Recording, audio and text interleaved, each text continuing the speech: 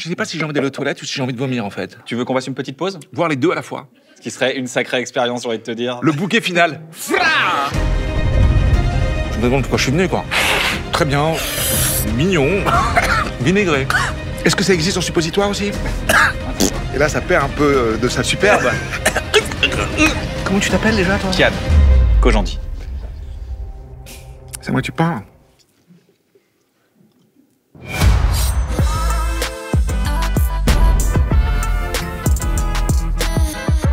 Bonjour à toutes et à tous, je suis Kian Kojandi, bienvenue dans Hot Ones, l'émission où je pose des questions avec des sauces piquantes à l'intérieur. Aujourd'hui, je reçois un des acteurs les plus talentueux, les plus doués de sa génération. Il est à l'affiche du film Banger qui sortira sur Netflix le 2 avril. Son nom est une anagramme du mot classe. Et oui, on dit une anagramme, c'est un mot féminin, j'ai vérifié, vous pouvez vérifier. Mais on va voir s'il va rester classe en mangeant les 10 sauces piquantes. Vincent Cassel, comment ça va? C'était super. Je te remercie beaucoup. Est-ce qu'on peut applaudir Vincent Cassel, s'il vous plaît? Merci. Tu connais le concept de l'émission? Plus ou moins. On Alors, mange des trucs très forts et on essaye d'avoir l'air normal. Exactement, Ok. c'est exactement ça. 10 questions, 10 sauces. Plus on va avancer dans les questions, plus les sauces seront pimentées. Tu connais l'échelle de Scoville? J'en ai entendu parler. C'est l'échelle avec laquelle on mesure le degré d'intensité de piquance du piment. Tu vas voir, on part de... Vas-y, dis-moi. Par exemple, Tabasco. On va dire 4000. Oh. 4000 sur l'échelle de Scoville. Ok, d'accord. Ça me donne une idée un peu de là où je mets les pieds. Voilà, exactement. Mais la langue. Exactement, tu vas voir, là on part dans le poireau de Timout, 1700 sur l'échelle de Scoville, et on va aller jusqu'à 1,5 million avec la Captain Lethal, et là, ça risque de faire danser les langues. Mais alors, il n'y a pas un risque à un moment donné d'avoir un mec qui a une perforation de l'estomac, genre? Eh bien, on le saura. sait pas, on verra. Vraiment, Ok. ne quittez pas l'émission, c'est là où on va voir la réponse. Exactement. Avec Vincent Cassel peut-être, ce Right. sera une nouveauté. Non, pour l'instant, tout s'est bien passé. D'accord, pas de mort. Non, pas de mort, j'espère. Tu verras, le piment agit un peu comme un sérum de vérité. Tu peux te libérer, tu peux avoir des idées un peu étranges, comme décider de ne plus t'appeler Vincent Cassel, mais Vincent Suel. Ah putain, tu m'as tué. Bravo, bravo, tu as fait des recherches. ok.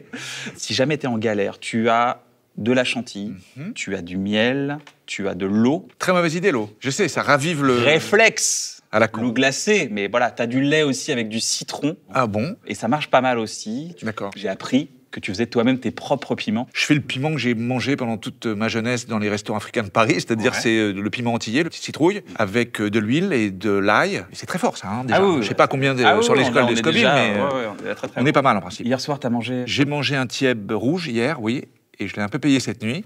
Je viens mettre une... je viens le payer un peu plus aujourd'hui, on va voir. Mais ça va, j'ai rien à faire ce soir. Ah, heureusement, tant mieux. Vincent Cassel, Hot Ones, première question, c'est parti. Ok, on y va, on commence avec la gentille myrtille, 1700 sur l'échelle de Scoville. Alors comment tu fais? Tu le mets là, Moi, tu je fais trempes ouais, un- à côté, je trempouille Ok. après. S'il y en a un qui me plaît, est-ce que je peux le garder après? Genre une sauce que tu aimes bien? Ouais. Bah, il n'y en a pas qu'une à mon avis. Parce qu'elles sont toutes un peu... On est bien là? Bah surtout, je me demande pourquoi je suis venu, quoi. Bah ouais. Banger, le 2 avril sur Netflix. Il paraît que tu te baladais en Segway sur le tournage de Banger. C'est vrai, ça? À l'époque du tournage de Mérine, j'avais dû prendre beaucoup de poids. Et je m'étais vraiment fait chier pour les garder. Et en fait, je me suis rendu compte que sur un plateau, j'ai tendance à perdre du poids avec le stress, le fait qu'on soit toujours pressé, on dort pas assez, etc. Donc j'avais réussi à faire croire, ou en tout cas penser à la production, qu'il me fallait un Segway pour me déplacer sur le plateau. Et en fait, à la fin, je l'ai racheté. Bah non, c'est ton Segway. C'est mon Segway que j'utilise, pour ainsi dire, que sur le plateau. Ça me permet de me déplacer, d'être toujours le premier arrivé, le premier parti. Dans Banger, tu joues un DJ un peu has-been, enfin, complètement has-been Complètement. d'ailleurs. C'est un mec qui a eu un tube il y a 15-20 ans et qui essaie de se relancer. S'il y a bien un truc que tu n'as pas en commun avec ce personnage, c'est ça. Justement, tu as toujours su un peu te renouveler dans ta carrière. C'est quoi le secret pour savoir se renouveler en permanence? D'abord, je pense pas qu'il y ait un secret de quoi que ce soit. Et en fait, la question, je crois, c'est comment est-ce qu'on est encore à propos avec l'époque dans laquelle on est? Mais ça, je sais pas à quoi ça tient, honnêtement. J'en sais rien. Tout à l'heure, en coulisses, on parlait un petit peu de Kim Chapiron, de Romain Gavras et de Kurt Rajmé en général. Moi, j'ai rencontré ces mecs, ils étaient vraiment beaucoup plus jeunes que moi. Ils avaient 14 ans. Et moi, j'en avais 15 de plus. Mais je les ai pris très au sérieux parce que je trouvais qu'il y avait quelque chose que certaines personnes de ma génération considéraient pas comme du cinéma. Et pour moi, c'était juste une autre manière d'en faire. Prendre la jeunesse au sérieux, c'est une manière de... C'est ça, en fait. se Bien renouveler. résumé, ouais. Ouais. Prendre la jeunesse au sérieux. Parce qu'en fait, aux âmes bien nées, la valeur n'attend pas le nombre des années. Et quand on perçoit cette espèce d'étincelle, tu vois, de créativité Je et suis tout, à 1000% d'accord avec toi. il faut y aller Ils ont tête tout. baissée. C'est pas l'expérience qui fait la qualité. Ah ouais. C'est eux qui révolutionnent l'art, généralement. Oui, bien sûr. Enfin, eux à leur époque. Et puis Ouais, maintenant, Mister V. En fait, c'est un détail, le piment, dans cette émission. Oui, c'est un détail. Ouais, c'est un prétexte. Ça nous accompagne. Le piment, c'est bien quand c'est fort, mais moi, ce que j'aime, c'est quand ça a du goût. Et celui-là, il est pas très fort, Mais, mais par contre, j'aime bien le goût. eh ben c'est ça. Bon, très bien, mignon, Quatre menthes douces. goûtu, 4 menthes douces, comme son nom l'indique. Ton père, Jean-Pierre Castel, était acteur. J'ai lu qu'il avait tout fait pour que tu ne deviennes pas acteur. C'est pas vrai. C'est pas vrai? Il nous a jamais poussé à le faire. Alors, je la reprends. Mhm. Quand tu lui as dit que tu voulais être acteur, il a pas fait en sorte de t'arranger les choses. Non, c'est pas terrible non plus. Non, c'est pas vrai. Non, mais je vois ce que tu essayes de faire. mais J'essaye non. de faire une pirouette et en fait, pas du tout. Non, en fait, c'est juste Vas-y, que dis-moi. tu pousses pas tes enfants à faire un métier qui est trop galère et trop incertain. Donc, il m'a jamais dit fais-le. Et d'ailleurs, il a fallu que je passe par un biais complètement détourné parce que j'ai commencé par faire du cirque. Il pouvait pas s'identifier, Ouais. donc il m'a laissé passer. Ouais. Mais en fait, c'était déjà pour être sous les feux de la rampe, en fait. C'est le mimétisme d'un enfant qui voit son père. Sûrement. Puis tu sais, quand tu vois un parent qui vit d'un métier où il y a tellement de fantaisie, tu sens que ça le rend heureux. Qu'un jour, tu le vois déguisé en roi Louis XIV, et puis qu'ensuite, tu le vois en train de faire des drames. C'est très excitant, tu vois. Tu sens que c'est enrichissant. Et du coup, ça m'a donné très envie de le faire. Et surtout, je me suis rendu compte que je pouvais m'exprimer à travers ça. Aujourd'hui, tu as une fille qui fait du cinéma. Débat. Comment tu te sens en tant que père, maintenant, à ton tour? La première fois que je l'ai vue sur un plateau, elle faisait un truc de mode. Je suis allé la voir, je suis resté discret pour la regarder faire. Et en fait, elle a déjà compris comment ça fonctionne. Elle sait se concentrer au bon moment. Elle sait qu'il faut être poli avec tout le monde. Elle sait qu'il faut avoir des moments où tu dois pouvoir être seul. Elle sait qu'il y a des moments où il faut se reposer. Et puis, tout d'un coup, bah, il faut que tu balances le juice le moment où c'est ton tour. Donc, elle a déjà tous les codes, en fait. Et elle a compris que c'était du travail. Et toi, en tant que père? Bah, moi, de l'avoir comme ça, je suis très fier. Ouais. Ouais. L'idée, c'est d'arriver à faire un truc où tu le fais pas pour les mauvaises raisons. En fait, c'est ça surtout le truc, tu vois. Parce qu'aujourd'hui, il y a tellement de gens qui veulent être connus, qui veulent être célèbres, ou qui veulent gagner de l'argent facile. Et en fait, c'est pas du tout les motivations pour faire ça. C'est-à-dire que si tu t'amuses pas, si ça t'éclate pas, si ça t'excite pas, t'as rien à foutre là, en fait. La clé, hein, c'est s'amuser. C'est un bon moteur, ouais. Il y a un influx aussi que tu as eu, c'est le cinéma à Arcachon. Alors oui, mon grand-père était directeur du Casino de la Plage, Arcachon. Et sur le côté, il y avait un cinéma-théâtre à l'ancienne. Et nous, en fait, on vivait dans les loges. Ah oui. C'était ça, nos chambres. Donc on avait un lit, avec un évier, avec des lampes autour. Et c'est tout. Et donc, j'ai découvert plein de films. Mes gros chocs, ça a été Monty Python, Taxi Driver. Il y avait les après-midi avec les films italiens, tu sais, un peu mi-cul, mi-raisin, où c'était un peu sexy, mais des films de série B absolue. Et le samedi soir, il y avait L'attaque des insectes de feu, et puis du porno. Donc, qu'y a-t-il derrière la porte verte? Je sais pas si tu connais, c'est un classique du porno des années 70. Bah oui, mais moi, j'ai découvert ça comme ça. Et j'ai invité mes potes, et on allait se branler. Mais on avait 10 ans. Et ma grand-mère nous virait. Qu'est-ce que vous faites là? Si votre grand-père le savait! Et donc, tout d'un coup, on était dans Cinéma Paradiso, tu vois, on était dans un film de Fellini, en Oui, fait, carrément. dans la vie. Oui. Donc voilà. La troisième sauce Coco Dingo, on est à 14 500 sur l'échelle de Scoville. C'est bon, Ouais, mais je la trouve pas vraiment forte. c'est normal. On commence au Toans. Oh, d'accord, mais je pensais qu'il y avait une petite montée un peu plus... Bon, on va voir. Vincent, ça fait 10 ans que tu es en psychanalyse. À mon avis, plus. On voit mieux quand on fait de la psychanalyse. Écoute, je vais pas pousser les gens à la consommation, mais quand je croise des gens de mon âge aujourd'hui et que je vois qu'ils n'ont même pas eu encore l'idée d'aller regarder de ce côté-là, j'ai un peu de peine pour eux. Ouais. Parce qu'en fait, il y a un moment où il faut arrêter de se cogner la tête contre les mêmes murs. Je pense pas qu'on va mieux, mais qu'on comprend mieux. Mais après, il faut... Faut changer. Alors ça, c'est intéressant. Je sais pas si on change ou si on accepte. Je crois qu'on peut changer 2-3 trucs quand même. Je suis pas sûr que les gens changent, tu sais. Ah, j'ai pas dit qu'on peut changer les gens, mais en tout cas, je pense qu'on se dit, ça fait vraiment 350 fois que je fais la même manière de penser, ça m'a jamais aidé. Allez, tu sais quoi, peut-être une fois, je vais faire comme ça. Ça prend du temps, hein. Ça prend du temps. Tu te définis comme un contrôle fric autocentré. Ça, c'était un jour d'autoflagellation. Exactement. Ouais. On essaye de se donner la sensation qu'on contrôle, mais en fait, on contrôle que dalle. Ça, je le sais aussi. Ok. Mais bon, ça rassure. Et puis en plus, je suis dans une situation familiale un peu spécifique quand même. C'est-à-dire que j'ai 4 enfants avec 3 personnes différentes. Et donc, j'essaye toujours de prévoir. Mais en fait, tu organises et puis il y a des éléments qui arrivent. Hop, tu réorganises. Donc en fait, ça demande énormément de souplesse, bizarrement. Tu vois, il n'y a rien n'est figé. Mais t'essaies de tenir. Autant que faire se peut. Mais ce qui est quand même contradictoire, parce que... Il y a beaucoup de contradictions. Non, Je mais suis c'est d'accord avec toi. intéressant parce que ma vision d'acteur, c'est au moment donné où on dit action, lâche prise, on oublie, on s'oublie. D'ailleurs, on sait même pas ce qu'on a joué le soir. C'est pour ça que j'adore ce métier. Ah, C'est qu'en fait, là, je peux me permettre. Il n'y a pas de conséquences, vraiment, tu vois. Ouais. Je fais partie des gens qui pensent que plus tu laisses parler ton instinct, et plus tu te révèles, en fait. Tu peux faire des choses dont tu as honte. Et c'est là que ça devient intéressant. Ah, j'avoue, j'ai pas pensé à ça. Après, c'est juste une manière de voir les choses. T'as un conseil à donner à quelqu'un qui est un peu dans le contrôle comme ça, qui arrive pas à lâcher? 2 choses. Tombe amoureux. Ça, déjà, ça va t'apprendre que tu peux pas tout contrôler. Barre-toi en voyage loin seul. C'est pas mal aussi, ça. On passe maintenant à la 4e sauce. C'est une sauce un peu japonisante. Le titre de cette sauce, si je devais le traduire, c'est une sorte de refrain, tu vois, un peu genre une bonne humeur ce matin. Tu vois ce que ça veut dire? Très bien. Tu vois de quoi je parle? Bah oui, non, tu rigoles.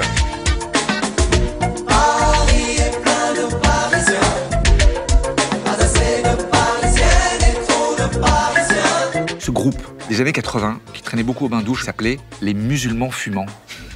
Il n'y en avait pas un qui était musulman, faut le savoir. Il est fumant? Éventuellement, ça je pense.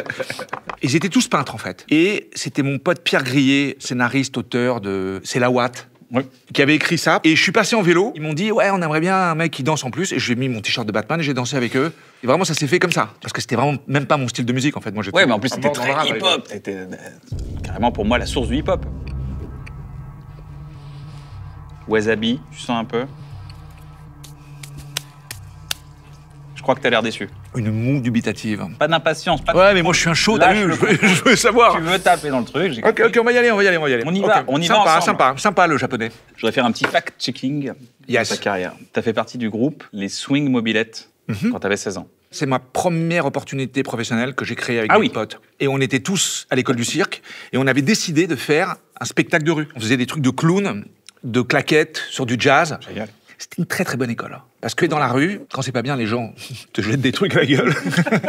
Donc il y avait cette espèce de truc d'immédiateté que je trouvais très intéressante. Puis une fois que t'as fait ça, tu peux tout faire, j'ai l'impression. T'as fait une pub pour une boisson française au Japon? Oui, j'ai fait ça, c'est vrai. T'as joué dans une pub pour de l'huile de moteur en Allemagne. Ouais, c'est vrai. Mais ça, c'était vraiment il y a très très longtemps. J'ai fait aussi les cigarettes menthol pour un pays africain. Exactement. Bah, c'est-à-dire que tu fais un peu tout ce que tu peux pour faire rentrer de la thune, en fait. C'est aussi con que ça. T'es la voix française de Vincent Cassel dans Ocean 12. Est-ce que c'est une vanne? C'est vrai. Tu t'es doublé. Ah ouais, dans ce sens-là. Mais oui. Tu fais un film en anglais, il sort en France. Les mecs, ils veulent que tu doubles. Bah forcément. Ils veulent que tu fasses gratuit. Ah bah non. Ah bah non. C'est du travail, les gars. Et en plus, si c'est pas moi qui le fais, ça va être moins bien. Ouais. Au Canada, c'est pas moi qui me double. Ah oui, d'accord. T'es la voix française de Hugh Grant dans 4 mariages à l'enterrement. Et dans 2-3 autres trucs. Il y a un truc que t'as pas fait, c'est que t'as pas joué dans Les Misérables de Ladji. C'est vrai. Et ça, c'est un regret pour toi. Oui, c'est vrai. C'est-à-dire qu'en fait, il fallait que je donne des dates et j'ai pas pu. Donc, je l'ai pas fait. Et quand j'ai vu le premier plan, je me suis dit, putain, là, j'ai raté quelque chose parce que ça a l'air vraiment incroyable. Et le film est incroyable. Après, quand je vois qui a fait le rôle, parce que c'était pour faire le chef des gens du voyage, en fait, le mec était beaucoup mieux que ce que j'aurais pu faire. Donc, dans l'absolu, tout est dans l'ordre. Mais j'aurais bien été dans ce film, quand même. Parce qu'à un certain niveau, quand même, ton agenda se remplit très vite. Il n'y a pas des trucs que tu dis, ah là, je suis entre deux feux, là. Je travaille pas tout le temps, moi. Et le truc, c'est que j'ai l'impression que quand on enchaîne, au bout d'un moment, on est là tout le temps et que les gens te supportent plus. Déjà, comme ça, j'ai l'impression que les gens, ils en peuvent plus. Et puis, qu'on est sollicité, il faut parler, il faut remplir. Donc, on parle. Et puis, quand on parle trop, on finit par dire des conneries. N'importe qui. Non, c'est vrai. Et puis, c'est pas du tout humain de parler toute la journée à des gens que tu connais pas. C'est pas très sain, hein, quand même, l'environnement de tout ça. On le fait parce qu'il faut. Alors, ça peut se traduire par ça, on bouffe des trucs, et puis on discute avec des mecs sympas. Mais il y a des moments où c'est pas forcément ça, où il y a des gens qui se posent des questions vraiment ridicules. Et il faut que tu leur donnes l'impression que c'est intéressant. Et là, ça devient tricky. On peut passer maintenant à une de mes sauces préférées, la 5e, l'été 82. Oh, on dirait un titre de film. Exactement. On a de la mangue, du citron vert, du piment jalapeno, du piment requin. Sympa. Jalapeno, hein. C'est quoi l'histoire de la rue Koura, Vincent? Il y a bien longtemps, je travaillais avec Mathieu Kassovitz. On s'était rencontrés dans la rue en vélo. Alors ça, déjà, ça c'est vrai. On se rencontre dans la rue en vélo. Parce qu'à et l'époque, ça change une vie. Aujourd'hui, il y a à l'époque, il y avait des vélos. Ouais, à l'époque, il y avait des rues, il y avait des vélos. C'était pas comme aujourd'hui où il y avait des vélos et des rues, mais ça n'a rien à voir. Non, mais surtout, il y avait très peu de gens en vélo. Il n'y avait pas de pistes cyclables. Les vélos qu'on trouvait en France, c'était des vélos de course. Donc, quand t'avais un mec qui avait un mountain bike cool, on se remarquait. Donc, on avait commencé à discuter, à parler de vélo. Je savais pas qu'il était metteur en scène. Il savait pas que j'étais acteur. On savait rien du tout. On savait qu'on avait des vélos cool. Et un jour, mon frère. Ton frère est le leader du groupe Assassin, Rocking Squad, donc. Et il fait la musique pour un court-métrage qui s'appelait Fierro le Pou. Fierro le Pou, le basket. Voilà, qui était le premier court-métrage. Ouais, c'est ça. Et en fait, on traînait tout le temps ensemble. Et il habitait rue Goua, excuse-moi, dans un immeuble complètement tagué à l'intérieur, dans lequel vivait la famille Chapiron, donc Kiki Picasso, artiste punk du groupe Bazooka. Au rez-de-chaussée, Chris Marker.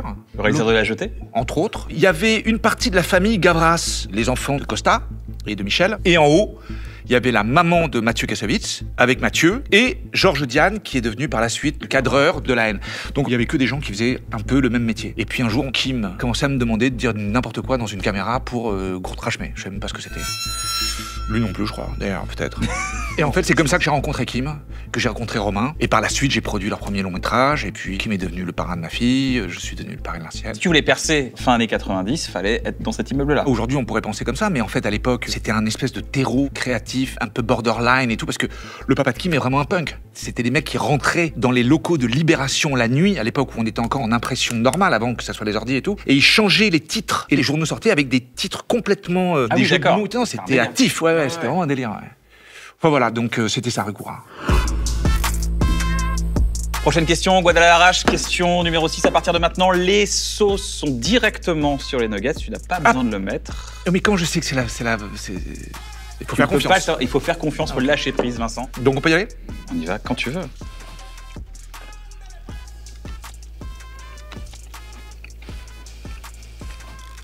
Vinaigré. Ah, je dirais pas ça, moi. Tu dirais quoi? Tomaté. Ça soit une langine. Ah, ça chauffe quand même un peu. Je sens. Ah, Mais bon. Vince, Yo. t'es un acteur quand même, même si tu fais beaucoup de promos, t'es assez mystérieux. Ah ouais? J'ai envie qu'on se fasse un petit jeu. À l'époque, on jouait à Secret Girls pour avoir les questions un peu triviales sur nos amis. Je te propose qu'on joue à Secret Vince. Question Bad Boy. T'as déjà séché les cours, Vince?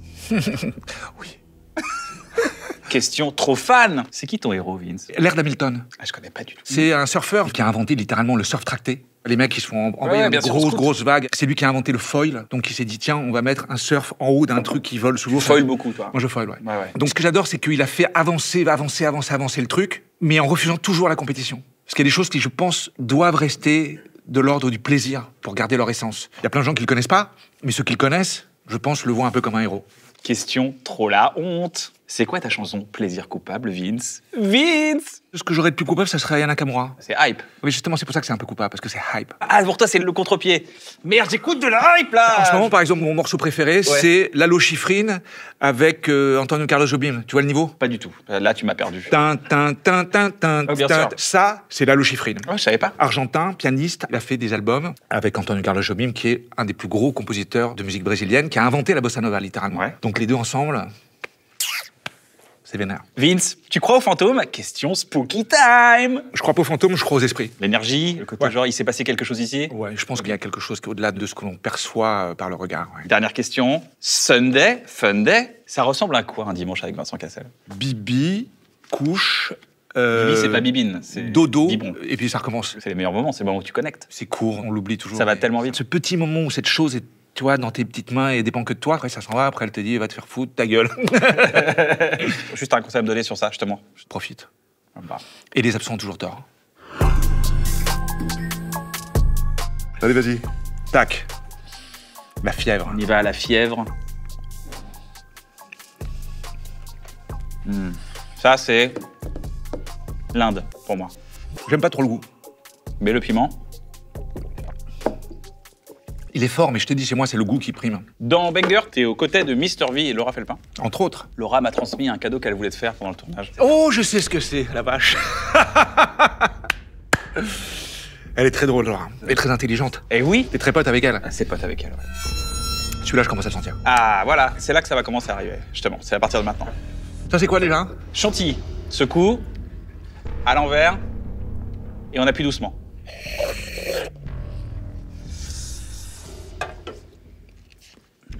C'est un cadeau de Laura Felpin, qui est un recueil de tes phrases que tu as pu dire sur un plateau.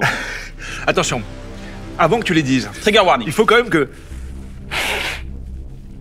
Ce que je dis à Laurent Felpin, c'est-à-dire ma collègue de travail sur un plateau, il était destiné que à Laura Felpin. Est-ce que ça te dérange qu'on le sorte là dans l'émission?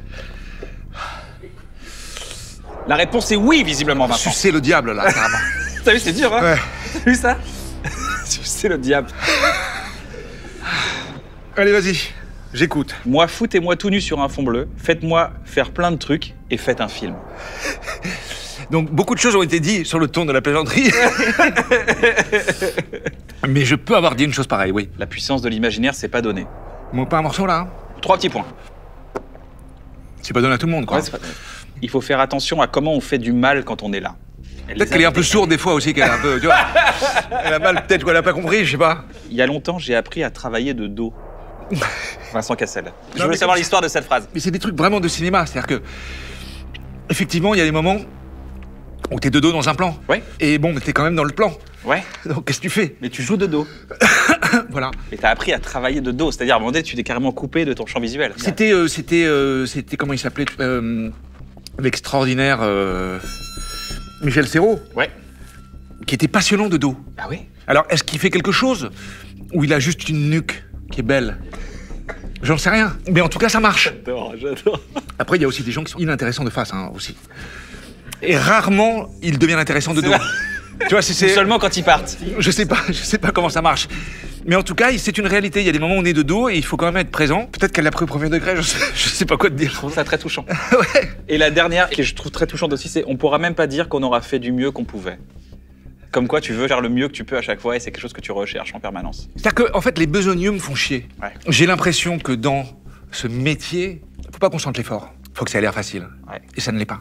Le truc de la désinvolture, c'est important.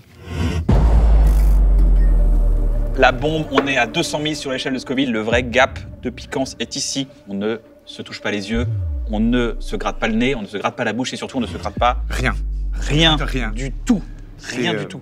Anti-grattage. Juste, dans le film La haine, t'as fait une scène qui est culte pour tout le monde, c'est la scène de « c'est à moi que tu parles Et tu le fais de manière vénère parce que t'es dans la haine, c'est à moi que tu parles. Tu sais, c'est un truc qu'on a tous joué en tant qu'acteur. Je connais pas un acteur sur Terre qui a pas rejoué cette scène, mais je trouve que c'est une scène folle. J'ai envie qu'on te propose un truc sous bombe, on va prendre la sauce en même temps.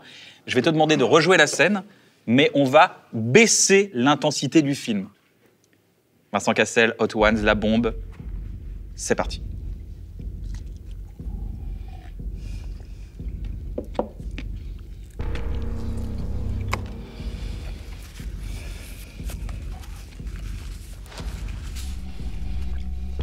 Mais ne dis pas ça fait rien. Accueille.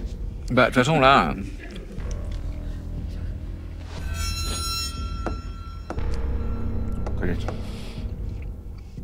C'est qui le trou du cul qui a eu l'idée de cette émission à la base? C'est des Américains. C'est bien ce que je dis. Ouais, Avec le gars, c'est pas terrible. lève-le.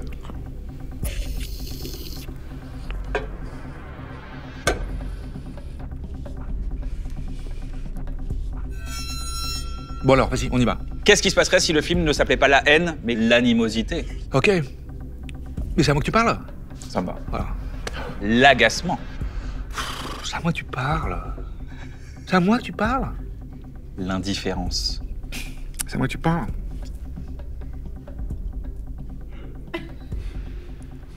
C'est fini là, ça y est, c'était juste là. Putain, mais c'est charmé quand même. Mais tu sais que le silence de Vincent Cassel, après la phrase de Vincent Cassel, est toujours de Vincent Cassel. Ah mais il me paye pas pour les répliques, hein, il me paye pour les silences. Il faut lui demander qu'elle le rajoute dans le... J'ai monté. J'ai monté.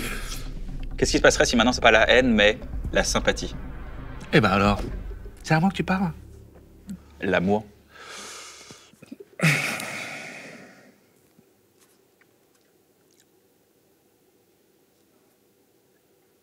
Mais c'est à moi que tu parles. Ou Franchement pas. stylé. Très stylé. La jo... Je veux aller aux chiottes. Vraiment ou pas? Tu te sens comment? C'est dur, hein? Ah, c'est dur. On croirait un dessin animé qui bug. En cours de théâtre, il y avait un truc qui s'appelait son et mouvement. Tu dois exprimer ce que tu ressens à travers des sons et des mouvements. Je vais pas te le faire là. Non, j'imagine. Et qu'est-ce qui se passerait si ça s'appelait la joie? Mais c'est à moi que tu parles. J'adore. Mais du coup, j'ai une question et je pense que tout le monde se la pose. Est-ce que c'est à toi qui parlais du coup? Eh ben j'en sais rien, dis donc, tu sais. C'est vrai parce que c'est jamais posé la question. Les acteurs se posent toutes les questions. Mais il se pose trop de questions d'ailleurs. Il paraît que dans La haine, t'es baladé avec un flingue factice avant le tournage pour te... Je sais pas pourquoi. Pour me... Pour ta démarche, peut-être. On est...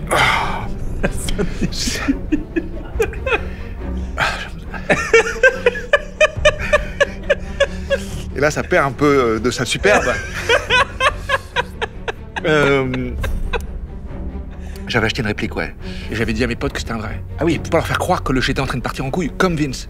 Ah, vraiment? Alors en fait, pas du tout. Oh, putain, je sais plus quoi penser, je sais plus quoi faire de mon corps. Bienvenue dans Hot Ones, Vincent Cassel. Est-ce que ça existe en suppositoire aussi?